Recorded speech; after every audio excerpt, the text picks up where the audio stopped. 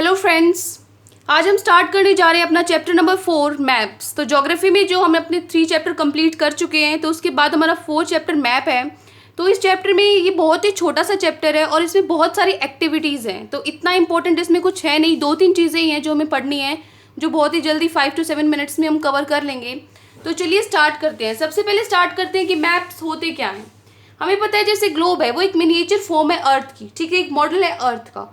तो क्या हम ग्लोब को हर जगह अपने साथ ले जा सकते हैं? नहीं। तो इसीलिए इस प्रॉब्लम से बचने के लिए हमने एक और चीज़ बनाई है, मैप्स। ठीक है, मैप्स क्या है? इजीली पोर्टेबल है। ठीक है, इसकी वजह से हम डायरेक्शंस और अपनी कंट्री की पोजीशन हर चीज़ इससे हम लोकेट कर सकते हैं मैप से। ये ग्लोब से भी एक छोटा वर्जन है। क्या समझने के लिए? हमारे अर्थ पे जो ये चीज़ें हैं कंट्रीज़ के बारे में, ये सब सीखने के लिए। मैप से हम रोटेशन रेवोल्यूशन तो नहीं समझ सकते, उसके लिए ग्लोब है, लेकिन जो कंट्रीज़ की लोकेशन है उसको समझने के लिए हमने क्या इन्वेंट किया है? हमने मैप्स। ठीक है, तो सबसे पहले हम टाइप्स आते हैं मैप्स के, कि मैप्स 3 टाइप्स के होते हैं, फिजिकल, पॉलिटिकल और थीमेटिक। तो वो क्या होते हैं? फिजिकल मैप्स होते हैं, पॉलिटिकल और ये हमारे थीमेटिक, राइट। तो फिजिकल कौन से होते हैं? फिजिकल वो होते हैं जैसे जिसमें हम माउंटेन्स को, ये आप लिख सकते हो यहाँ पे, माउंटेन्स, प्लेट्यूज, ये सब जिसमें हम ड्रॉ करते हैं, इजीली देख सकते हैं, वो क्या होते हैं? Physical maps. Reverse, oceans etcetera. ठीक है, उसके बाद आता है पॉलिटिकल। पॉलिटिकल क्या होता है? जिसमें हम अपनी सिटीज, टाउन्स, विलेजेस और कंट्रीज, स्टेट्स, आई नो ये सब आपको पता ही होगा, बट इस चैप्टर में इन चीज़ों के अलावा कुछ है नहीं, तो आपको ये चीज़ें इसमें पढ़नी है। और बाउंड्रीज जो हमारी होती है स्टेट्स या कंट्रीज के साथ, ठीक है, वो होती है हमारी पॉलिटिकल मैप के अंदर। थीमेटिक क्या होता है? थीमेटिक में जो स्पेसिफिक इंफॉर्मेशन होती है वो हम लिखते हैं, जैसे रेनफॉल, फॉरेस्ट कहाँ ज़्यादा है, इंडस्ट्रीज, वो सब हम थीमेटिक में शो करते हैं। ठीक है, इसमें क्या होता है? हमारी स्पेसिफिक इंफॉर्मेशन।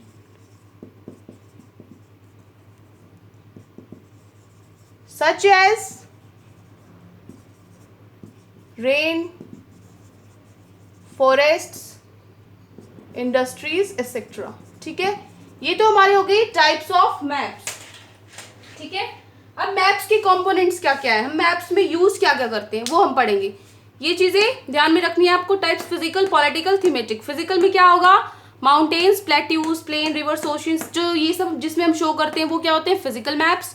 पॉलिटिकल आपने देखा होगा, बाउंड्रीज वाले होते हैं, जैसे ये हमारा मैप है। ठीक है, ये खाली जो ये मैप है, तो ये क्या होगा? आई नो ये थोड़ा बुरा बना है, बट ये सिर्फ समझाने के लिए। फिजिकल में क्या होगा? आप इसमें ड्रॉ कर सकते हैं कहीं पर भी कि यहाँ माउंटेन है, यहाँ रिवर्स है। ठीक है, ये होता है फिजिकल मैप। पॉलिटिकल में क्या हो जाएगा? आपकी बाउंड्रीज भी आ जाएंगी, जैसे ये बाउंड्रीज है हमारी, राइट, ये बाउंड्रीज है। तो ये क्या होता है? Political map. थीमेटिक में क्या होता है? थीम्स होती है हमारी, हमें रोड्स को शो करना है, हमें फॉरेस्ट को, रेन को, इस पोर्शन में ज़्यादा रेन होती है या इस पोर्शन में ज़्यादा फॉरेस्ट है, वो हम किस में शो करते हैं? थीमेटिक में शो करते हैं। ठीक है, उसके बाद आता है कंपोनेंट्स ऑफ मैप्स। कंपोनेंट्स क्या क्या है मैप्स की? 3 कंपोनेंट्स हैं आपके।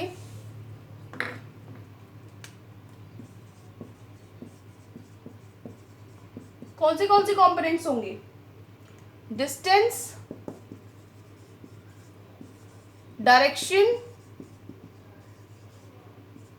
और सिंबल, ये 3 कंपोनेंट्स होते हैं। ठीक है, आपको पता है कि जो डिस्टेंस होता है कंट्रीज के बीच में, स्टेट्स के बीच में, वो बहुत ज़्यादा होता है। तो यहाँ जो मैप में हम जो डिस्टेंस लेते हैं, मतलब वो कैसे कवर करते हैं हम? मान लो 500 किलोमीटर को हमने किससे शो किया है, जैसे हम इसको मैप पे शो नहीं कर सकते, तो हम उसको क्या करते हैं? एक छोटे फॉर्म में लेते हैं बाउंड्रीज को। इतना सा पोर्शन को हमने कितना मान लिया? इसको हमने 500 किलोमीटर मान लिया। ठीक है, ऐसे ही पूरे मैप को इसके हिसाब से हम क्या करते हैं? डिस्ट्रीब्यूट कर देते हैं। ओके, तो 3 पोर्शन जो कंपोनेंट्स के होते हैं वो कौन से होते हैं? Distance, direction and symbols. किससे हम शो करते हैं? सिंबल्स से, जैसे रोड्स के सिंबल्स हैं हमारे, रिवर्स के, माउंटेन्स के हम ऐसे ड्रॉ कर देते हैं, रोड्स के शो कर देते हैं ऐसे। ठीक है, तो ये सिंबल्स आपके एक पेज पे दिए हुए हैं सारे के सारे, वो आप एक बार ज़रूर देख लेना, ठीक है, वो भी इम्पोर्टेंट है। उसके बाद आता है हमारा, सबसे पहले हम डिस्टेंस से स्टार्ट करते हैं। डिस्टेंस में क्या होता है, हम स्केल यूज़ करते हैं, ठीक है, मीन्स नॉट दैट स्केल जो अभी मैं आपको बता रही थी कि बड़े डिस्टेंस को हम छोटे में शो करते हैं, ठीक है, वो होता है स्केल। तो उसको दो स्केल हम यूज़ करते हैं, स्मॉल और लार्ज, ठीक है। इस स्केल का मतलब वो स्केल नहीं, आपका जो रूलर है वो नहीं, मीन्स हमने एक डिस्टेंस को छोटे से, एक बहुत बड़े डिस्टेंस को एक छोटे से लाइंस में हमने जो डिस्ट्रीब्यूट किया है उसको हम यहाँ पे स्केल बोल रहे हैं, ठीक है। तो एक होता है स्मॉल स्केल और एक होता है लार्ज स्केल मैप। तो स्मॉल स्केल मैप में हम क्या करते हैं, क्या शो करते हैं, कंट्रीज या कॉन्टिनेंट्स, ये भी आपको ध्यान रखना है, कंट्रीज और कॉन्टिनेंट्स, जो ये चीज़ें होती है अपोजिट है इसमें।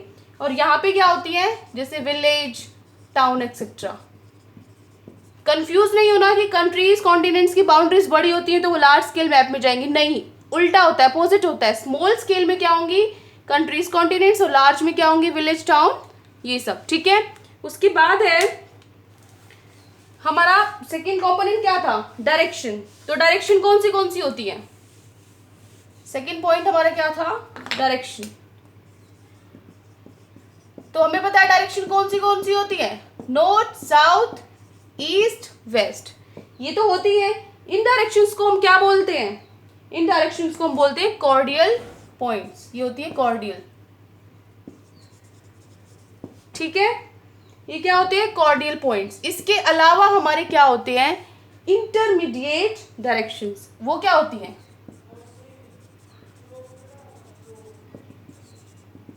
इंटरमीडिएट डायरेक्शन क्या होती है, जैसे हमें पता है ये क्या है, नॉर्थ, साउथ, ईस्ट, वेस्ट, लेकिन जो इनके बीच की डायरेक्शन है, जैसे ये क्या हो गई, नॉर्थ ईस्ट, ये क्या हो गई, नॉर्थ वेस्ट, ये साउथ वेस्ट और ये साउथ ईस्ट। तो जो ये डायरेक्शन है ये सब क्या है, इंटरमीडिएट डायरेक्शन, ये आप यहाँ लिख सकते हो, north east, north west, south east, south west, ये क्या होंगे हमारे इंटरमीडिएट डायरेक्शन। उसके बाद आता है थर्ड हमारा सिंबल्स। थर्ड कंपोनेंट क्या था हमारा, सिंबल्स।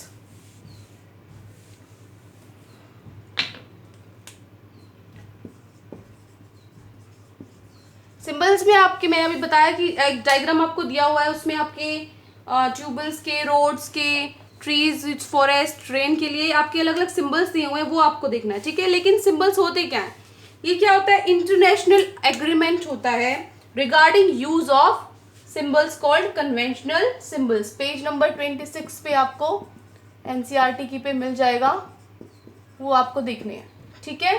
क्या होता है, इंटरनेशनल एग्रीमेंट, हर जगह मीन्स इंटरनेशनली हम वही सिंबल्स यूज करते हैं उसको रिप्रेजेंट करने के लिए। जैसे फॉर एग्जांपल मैं रोड का सिंबल ये ले रही हूँ, तो हर जगह, हर कंट्री में यही सिंबल मैं यूज करूंगी रोड के लिए, ठीक है। तो ये क्या, एक इंटरनेशनल एग्रीमेंट है रिगार्डिंग यूज ऑफ सिंबल्स, जिनको हम क्या बोलते हैं, जिनको हम बोलते हैं कन्वेंशनल सिंबल्स, ठीक है।